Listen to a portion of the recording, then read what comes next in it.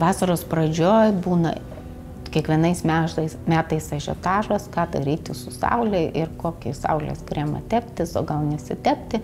Tai čia nediskutuosiu, kiek ir kada teptis, pakalbėsiu apie pačius saulės kremus.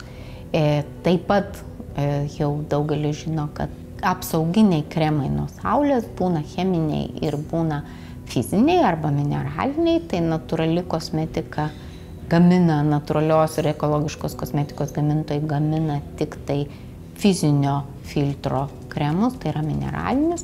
Jų principas yra toksai, kad į kremą dedami mineralų oksidai, titano ir cinko. Ir kai pasitepam to kremu, jie sudaro plėvelę, kuri fizinį barjerą, kuris ir nepraleidžia saulės spindulių. Ir yra du dalykai svarbus. Pirmas yra SPF, tai pavyzdžiui, čia yra SPF 50. O ką tai reiškia? Tai reiškia, kad tai reiškia laiką.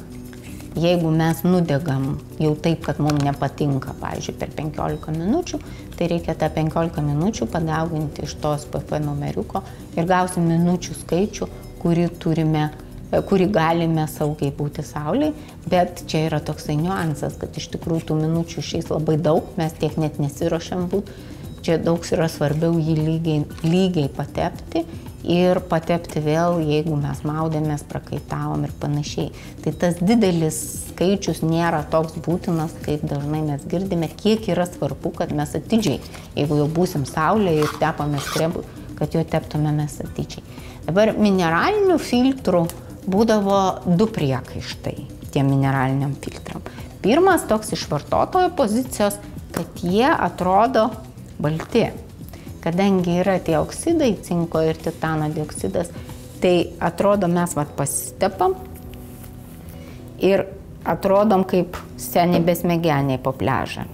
Ypač jeigu vaiką ištepi, tai kaip jis toks baltas, kaip atrodo, arba ponia graži panelė įsitepus. Va, žiūrėkit, nieko nesimato.